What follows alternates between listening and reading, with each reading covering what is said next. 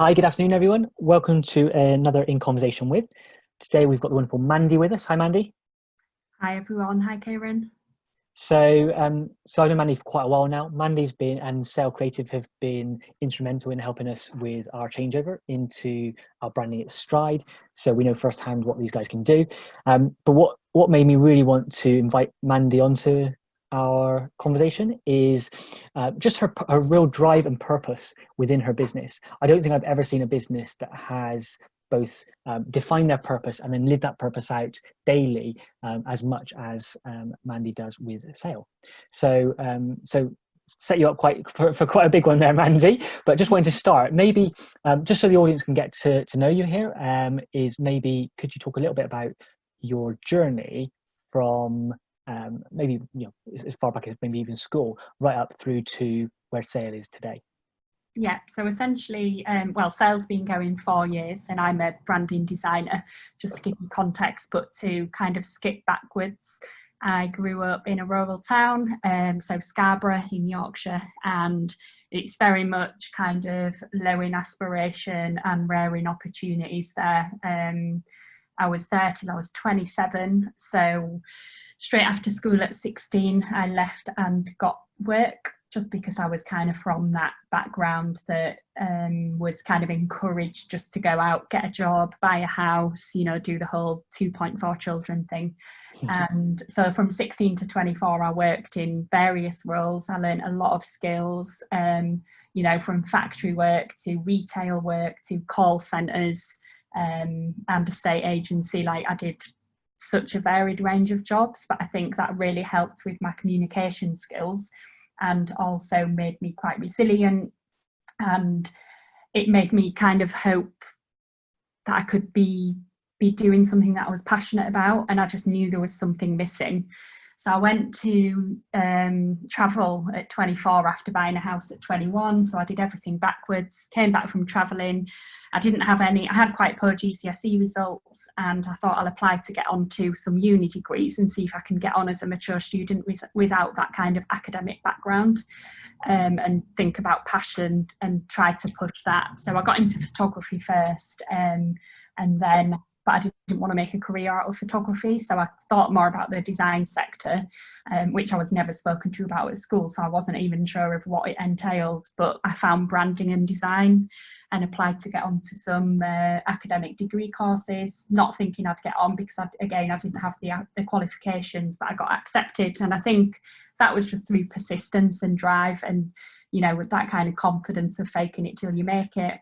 If I can just pause you there then just for a second. So I'm just going to pull you back just a little bit, because there's something that's really quite that struck me there that perhaps hasn't struck me before, which is that you've had quite an eclectic mix of different roles that have led you to where you are today, but they're all very much people focused, customer led. So a lot of contact with people, with customers, a lot of supporting in that process. That's quite. Do you think that's affected and changed the way that you run your business? It's probably contributed. Yeah, I think you get designers that come in at a kind of entry level, and they're really scared of answering the phone, and they're quite nervous about meeting clients.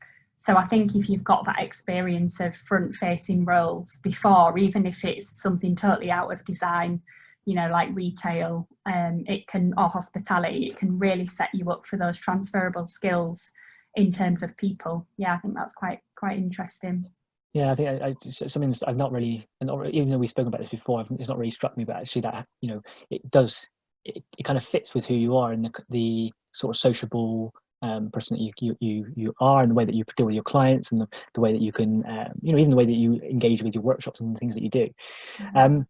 Tell me a little bit more. And obviously, so you went from that. Obviously, you've looked at going to university. And you've applied for the university side of things. And last time we spoke, you mentioned a little bit about just kind of what that perseverance took that you've mentioned there. So talk me through, like, what did you have to do to get into university? So I had to prepare some sort of visual portfolio, and because I'd done photography, so I'd photographed quite a few weddings, I'd been on photography courses, I'd done some studio work. I almost had a bit of a visual portfolio that I could use, that kind of showed paid work and also self-initiated projects. And I think if you've got self-initiated projects and you're applying for anything and it's related to what you're applying for, it's going to have a really positive impact, because it shows that external kind of passion and motivation outside of being paid to do something. And I think that's really important, and that probably accounted for a lot in terms of why I got onto the course. I think that hasn't really changed for you now, though, has it really? Because I'm thinking about your website and the way that your brand presents itself. The thing that has really driven, I think, a lot of your, at least from the outward perception, a lot of your growth in your business and the brand that you've created, is the fact that every project you work on, it follows the same sort of style and theme, and obviously the type of clients you work with. So every new piece of job you get is building that same proof point, that same credibility of your ability and what you can do. Yeah, I think you need that kind of outlook in every business. You know, it's about that pushing it as far as it can go, going the extra mile, having that drive and grit and passion, like three things that I really think you need as a business owner or a freelancer or an entrepreneur. I think that's what sets you apart. And you don't always get a chance to act on those three things, even if you've got it when you work for someone else, because you're put in a box and you're quite limited. We, stick to the rules of traditional work, and that will often kind of suppress people. It's quite interesting, actually, because when you're saying that, you mentioned there about how it's transferable to other businesses. I think you're right. It's sometimes hard in different contexts to demonstrate your credibility, but if you're doing some sort of manufacturing, people are going to look at previous work that you've done. If you're looking at something like retail, they're looking at customer service and how you've supported other customers. If it's hospitality, it's about what did somebody else's meal that you're sat next to look like. All these kind of things are proof points of how good you're doing your job, and adding credibility to other people. So that's quite interesting. It's an interesting point. Yeah, I think if you've got a business, or if particularly you're in the creative industry, I'm biased, but it's the most exciting industry on the planet, because it's about problem solving, it's about change, it's about design, and design makes the world a better place, essentially, in every stream of life, like whether it's a physical thing or whether it's design thinking that's about problem solving. That's all something that you can take as a business owner, even if you're not within the design industry, and it's something that I really believe can make a difference. Yeah, whether it's true or not, there is judgment, whether you should or shouldn't. So there is an element that people judge by the way things look, and the picture. I know that when they say when you're selling your house, you should make sure the pictures are really nice, because you'll get more visits, and then when people visit, it's likely with more people visiting, you're more likely to sell it at a higher price or get more offers.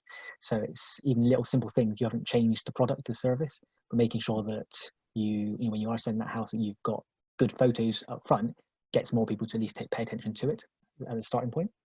Yeah, absolutely. And I think that's quite a nice analogy, kind of the house buying. So we're in the middle of buying at the moment, and I always go off kind of the tone of how it feels on the inside. It's not about what it is, it's about how it looks and how it could, the potential that it's got. And why I'm saying that is because you're buying into something for how it feels, or you might be buying into something based on how the current owner has got the house set out. So you're almost buying into a lifestyle if they're living kind of the way you want to live, and they've got the decor that you're really drawn to.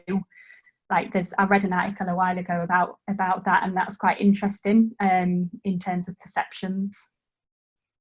And when you think about that from a customer's perspective, from let's say you're looking at like service-based businesses like yours and mine, that's that kind of testimonial type thing, or people knowing about referrals from people that the people want to be like, and they know and trust, in terms of if you've got a customer who's living and having that good positive experience, somebody else wants to go and it's more likely for somebody else to want to go and replicate that for themselves if they feel that they're having challenges and they're not getting that same experience. Yeah, absolutely. Branding's all about experience, which I think we're going to talk a little bit about. But yeah, I'll just finish off. I went to uni, then I graduated at 27. I excelled at what I did for the first time ever, because I loved it. and I was in control, and I knew what opportunity it was after being in bleak jobs that it wasn't for me. So I absolutely embraced design, and then I moved up to Newcastle, worked for an agency for a few years, and then I set up Sale just before I was 30. So it's been going nearly 4 years. Fab. Okay, so how did that feel, that transition into working for yourself then? Yeah, it was really exciting. As I said, I've got quite a resilient kind of outlook on life for various reasons. Kind of where I was brought up to, being part of the LGBTQ community, you know, all of that makes me quite active, proactive, motivated. And I think all those areas of my life are really the core essence of what Sale stands for in terms of kind of positive change. So I knew that setting up Sale was a big opportunity for me to be able to kind of be in control and build a pathway that was totally unique to how I wanted to kind of see the world. And it was really hard work. Like the first 2 years, if you knew how hard it was setting up a business, you'd be so put off because you go into it so naively. The first 2 years was scrimping and scraping. I wasn't really paying myself. I moved back to Scarborough at this point because I missed my family, and I kind of wanted to see how it felt being back near them. And I was back there for 6 months, and it just wasn't for me because it's very family orientated. A lot of my friends and my sisters both have families, and I was just kind of missing the drive of a city and being around other startup businesses. So I came back up here. Yeah. But yeah, I think for me it's been an amazing journey, and I just can't imagine doing anything different. But it was difficult, and it still is. It's hard work. It's not for the faint-hearted. It's blood, sweat and tears every day. So I mean, obviously, you know, you've mentioned there about some of the stuff that's really, I suppose, probably helped you along that journey, but also that are, in a way, you've kind of bottled up you, and you know, then put that into the business, haven't you? That's the essence of who you are and what you believe and what you stand for. Maybe just so people that are listening can understand a little bit more about you. Do you want to just give a top line of, you know, what are the things that Sale stands for, and the kind of the purpose behind Sale itself, and to some degree, and obviously to most degrees, that's also behind yourself as an individual as well. So we work on creative projects with businesses and clients that are purpose first. So we work with a lot of non-profits, a lot of kind of arts and culture sectors, and a lot of businesses with a socially focused purpose. And that can be in any sector. So it might be an innovative product that's changing the way we think about plastic, to a service business that's trying to encourage people to do better and be better. So it's all about that kind of intrinsic purpose. And what we do is we go in and create really strong partnerships with clients, and it's all about strategic problems and how you solve those problems creatively, to create like really meaningful solutions. And essentially we do branding, digital, storytelling, brand strategy and compelling creative work. So yeah, that's a bit of a kind of essence of Sale. We're a small team of 3, but growing, and yeah, 4 years in, I'm based in Newcastle. I think that's what, look, obviously, sort of the reason that we started working together, really, wasn't it? Because from a Stride perspective, obviously Stride is an outworking of myself to most degrees as well. And the big passion for me is about encouraging people to lead deliberate lives so they can be happier and more fulfilled. I know for you, there's a lot of what you're doing is around sort of the, challenging the status quo, around making sure that people are also living up to sort of diversity and equality and all this sort of stuff as well. Is that fair? Yeah, absolutely. And it's, you don't always have that. You sometimes can have the biggest impact going into a commercial business that's been running a certain way for the past few years.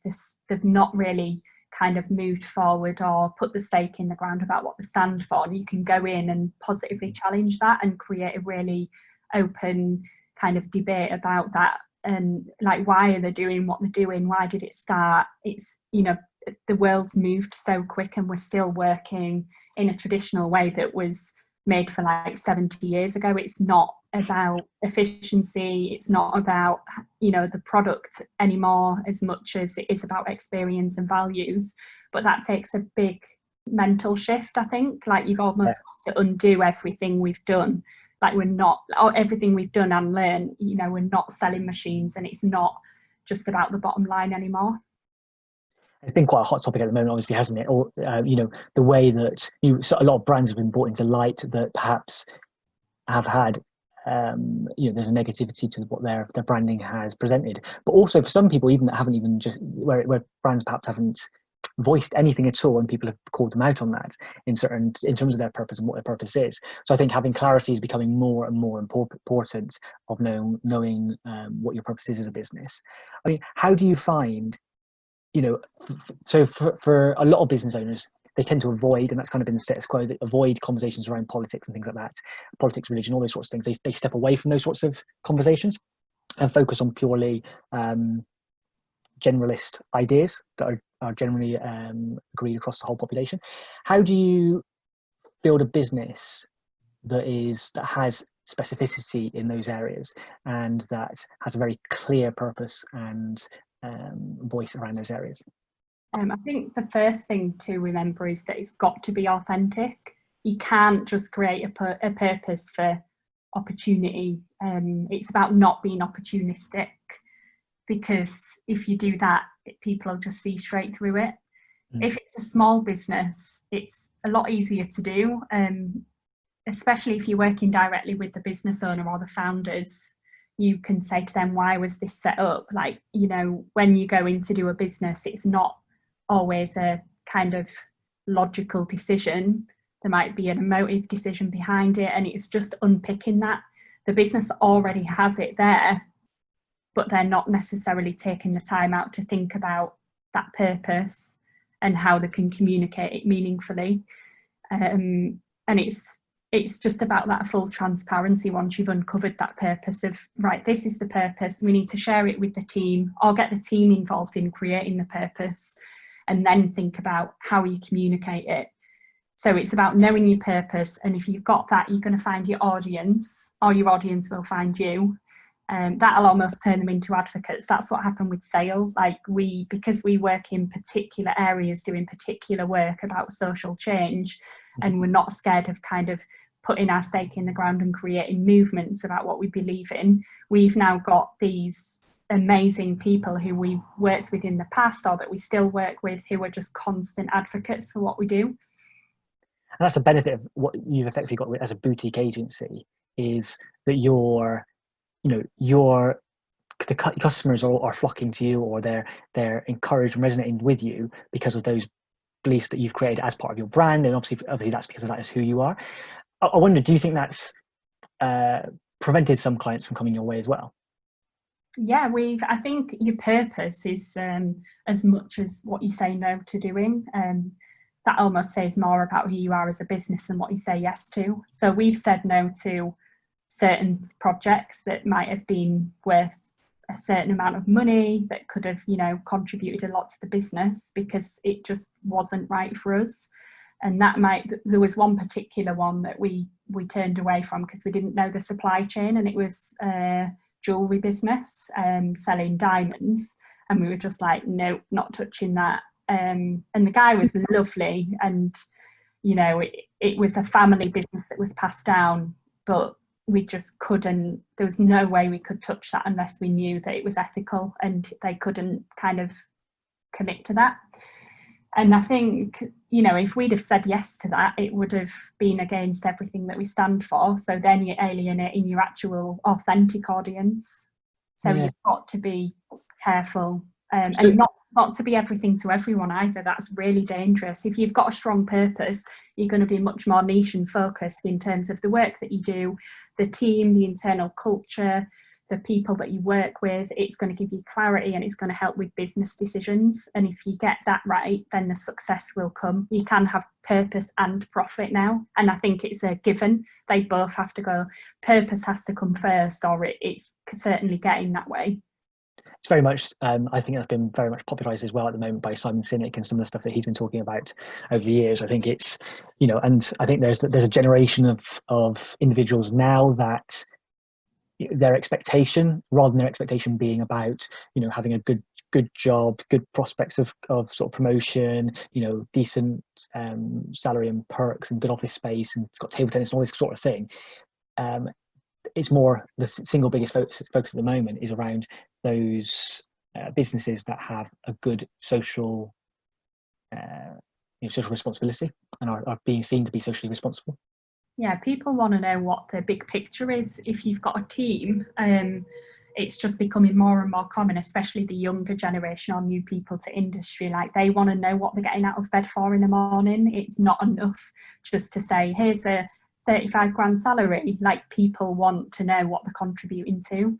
And even if they don't know that that's what they want to know, if you start bringing it into kind of the team and start communicating it, you'll see motivation increase. You'll lose the wrong people that that are wrong for the role or wrong for the business, and you'll attract the right ones and essentially strengthen everything you do. I worked I was an in-house designer when I first came to Newcastle, just to kind of get me up here. And I worked for a software company, and the culture was amazing. Like, internally, it was a strong team. There was about 22 of us, and they used to kind of we all used to do a full supermarket shop, unlimited budget every week, beers, food, anything you wanted. There was a football table, a pool table, a gym, and they had this culture where every 22 weeks, because there was 22 members of staff, you all had to cook the meals for the week, so you all ate together every day. Wow. It was intense, and that culture was brilliant, but at the same time I didn't know what real world impact we were having. So it's like, you can't just cover it up with nice benefits. Yeah, it's for me, what's really amazing about this kind of conversation is that it's actually quite an audacious thing to do. What you do, it's quite challenging for a lot of business owners. Now, there's clearly some businesses, and pre-COVID, perhaps more so, that quite naturally grow organically from day dot. Grow organically, or with a little bit of hard work, they grow organically. And then there's a group of businesses that perhaps struggle throughout time. They haven't quite got their marketing right, or the right niche, or the right product or service, and it takes time to build that customer base and to grow that customer base. And I think that when things are going well, having these kind of conversations and doing that can be quite easy. It's an easy one to do, but for a lot of business owners, particularly at this time as well, when their business, the bottom line is being challenged, top line, bottom line, it's all being challenged, and they've got, like you say, when you do have that very clear purpose, you are going to ostracize some people, and you may lose some customers in some degree. And obviously the hope is that you would gain other customers, and obviously that's your experience. But what would you say to those people that perhaps might not, be nervous in that space, and how would you give them confidence? I would say that every business has a brand, whether you like it or not, and either the brand's either you control the brand, or the brand's going to control you. And just for context, a brand isn't a logo. It's made up of experiences, values and beliefs. And customers are more savvy than ever. Everything's accessible. We can all go online and read reviews. We can find out the nitty gritty of companies, especially if it's a big one, based on what people say. And there's a saying that goes, a brand is what people say when you're not in the room. Mm-hmm. So people already have this perception. So for me, I think it's silly not to kind of start the process of asking the difficult questions of what do we stand for, who is our audience, how do they see us. If you're selling a product that's really cheap and you're selling it in the masses, people are buying it based on cost. So a purposeful brand might have a little bit of impact, but if you're just selling it for the sake of it, then I think you're going to have more impact. If it's a business that you want longevity for, it's something you're taking seriously, it's something you want to grow, then brand, you have to think about it. You have to think about how you're perceived, and that perception is your reputation, it's your competitive advantage, hopefully, if it's right. And yeah, you can't bury your head in the ground because your brand already exists. Yeah, do you know, it's fantastic response, really, really good. I think people, I think at this time, even just that realignment for people is going to be quite important. You know, it's very, as much as people have, you know, I know that almost every single business owner that I've ever met has this amazing desire to support and really problem solve with their customers. But things do get challenging at times. So having that kind of that sense check of where you're at, are you still aligned? I think that with some people have had more time at the moment, some people have had less, but some people have had more time, and these sorts of conversations and questions are definitely being had. So it's a really good time, I think, for people to reassess that and go, okay, where do our values lie? What's at our core, and what are we going to do to go forward? I'd like to just take a bit of a segue, if that's all right, Mandy. So obviously we've talked a bit about that now, but you know, obviously at the moment it is quite challenging for people. For yourself with COVID-19, how's that been since sort of the beginning and going through this process? What's that been looking like for you? I think COVID has been really interesting because it's gone, I think this time of year has gone, a lot of things that have gone kind of hand in hand. So COVID, Brexit, Black Lives Matter, climate change, like the world's kind of on its head. And people and audiences are looking at organisations and thinking who has made positive contribution during lockdown, who's contributed to society in a good way. And I think purpose is more important than ever. I think for businesses with purpose, it's almost been a time to shine and shout about what you do because it's been authentic from day one. For businesses that have got a purpose that's a bit more opportunistic and isn't really authentic to their core, I think they're probably at risk of being rumbled, because you can't hide at times like this, in times of crisis. So for us, it's been about kind of continuing to stand for what we stand for and maybe shouting about it a little bit more. We haven't thankfully had to firefight because we're in quite a good position. We're small and agile. We were pretty much all ready to work remotely. We just had to pick up our laptops and go home. We're a small team. So we've worked really hard during COVID through doing paid work, but also offering pro bono work to clients or organisations that needed kind of communication and design support, and we've tried to offer that support to clients and people that need it, so organisations that are helping those that are on the front line. We've also created a couple of initiatives that have kind of supported creativity during lockdown, as that's something that I was struggling with. I needed to kind of be doing my own self-initiated creative tasks, and I wasn't necessarily doing that, so we created a website called Creative Waves, and it was all about documenting how we felt.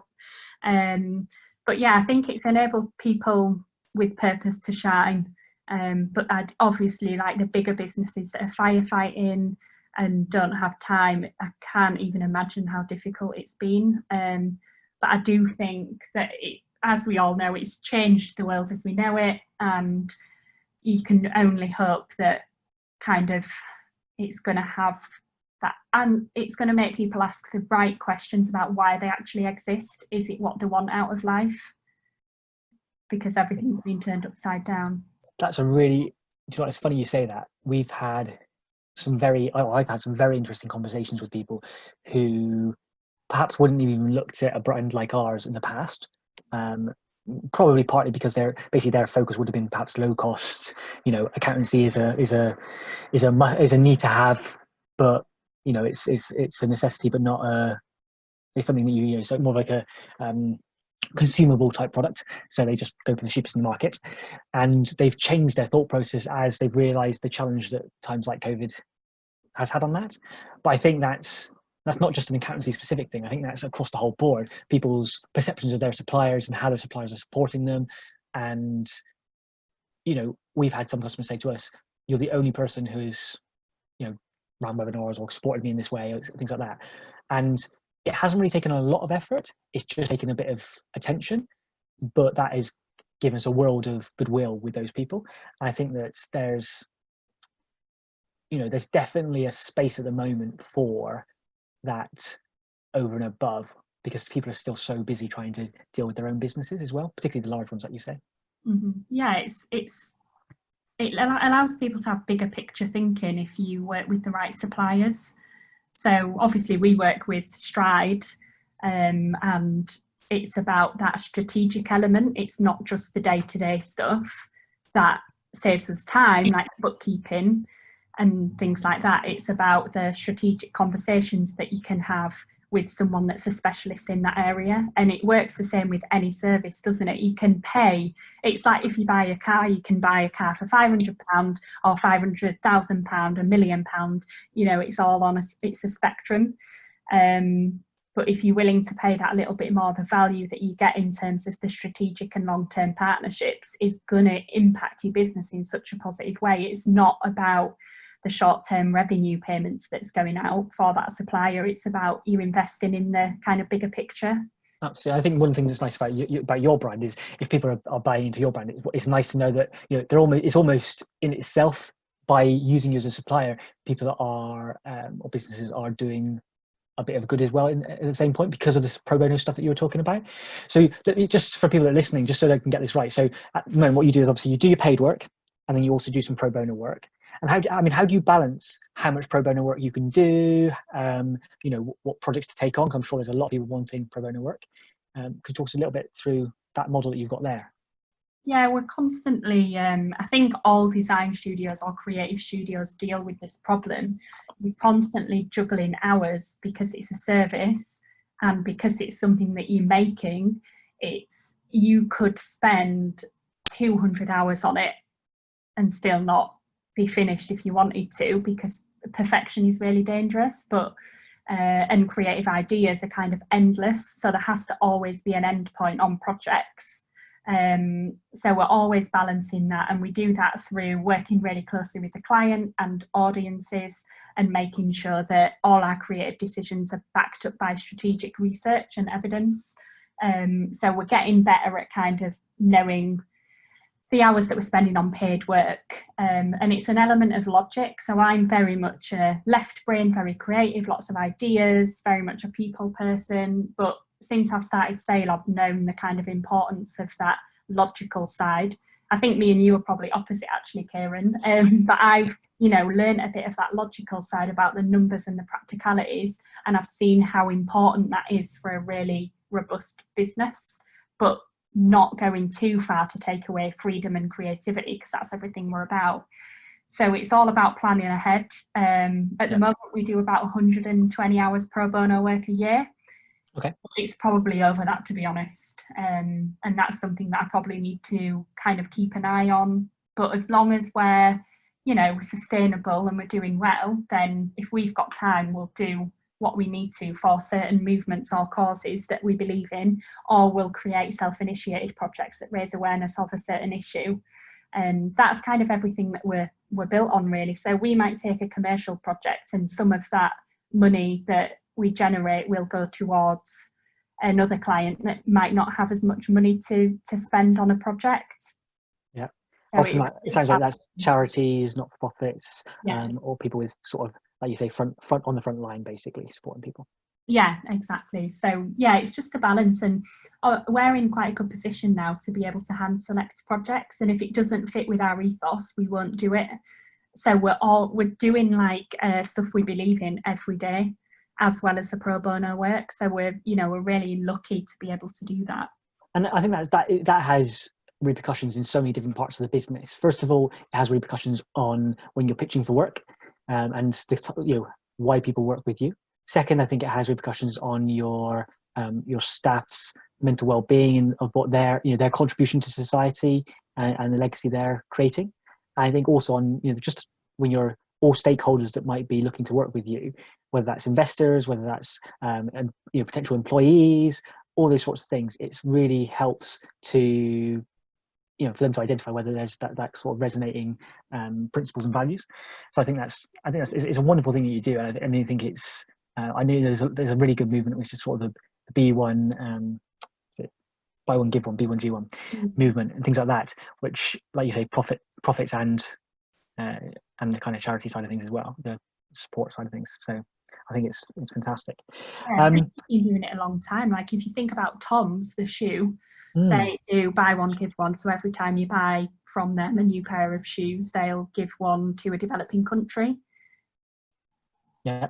To be fair, that's exactly why I bought some Toms. That was about 7 or 8 years ago. So yeah, absolutely. Yeah. Okay, so looking forward, obviously it's a challenging time looking forward for a lot of businesses. Economically, we don't really know what's going to happen, but the indicators are that it's not going to be an amazing period of time for UK business. What would you from your side of things, your industry, your perspective, what do you think are the key things people need to think about over the coming sort of 3, 6, 9 months? I think design's always struggled a little bit in terms of designs becoming a bit of a commodity, and what's worrying is it going to be pricing wars within the next few months? Like people are going to drop day rates, probably similar to your industry. If it's a service business, people that are kind of needing to bring in so much money a month, or freelancers because they've been furloughed, they're having to go freelance, people are going to be competing on cost. And I think that's really worrying. So it's really important that the kind of studios that are established or even startup studios need to kind of put the stake in the ground and remember the value of design. Design is a professional and strategic service, just like a lawyer or accountants or consultants, and I think it's important to remember that. We need to be better at that, I think, and not just be competing on price, and also not just be making stuff. The world's so full of noise. I think we've got to not be contributing to that and making sure that what we are putting out has a purpose and has meaning. So yeah, I think it's going to be a big change. But I think, it's about that kind of creative courage and you stake in the ground, knowing your value and not budging on that, because, design essentially makes change in every area of life. But it's not going to be easy for the bigger studios, I don't think. I think that you've kind of hit a really, really vital point there, I think, going forward, which is that, as businesses now, when supply goes down, because it may be that, when demand goes down, so the cost of goods can often go down with that. That is natural sort of microeconomics. But I think that, as just, in this environment, businesses probably need to be looking at doing things like adding more value rather than reducing pricing. So it might be that, for example, people run extra, sessions. If they're a service-based business, they're running, there's blogs or webinars or whatever. But obviously, caveating that with what you said there, which is that whole, it can't just be noise.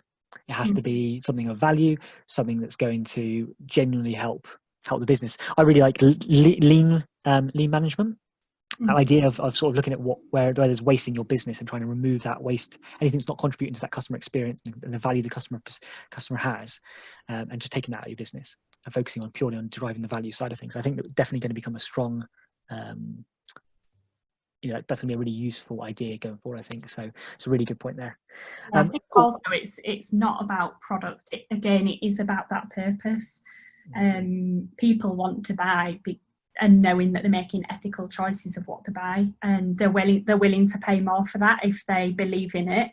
So, for example, I go to a local shop that sells kind of it's like a scoop shop where you can refill your containers, and it's more expensive, but I know I'm supporting a local business, an independent business, and I know that it's having a positive impact on the world. So I'm doing something tiny, but I'm willing to spend that a little bit more because I know it's having real world impact, even in a really small way. So it's just remembering that people will buy your product if you've got a strong purpose.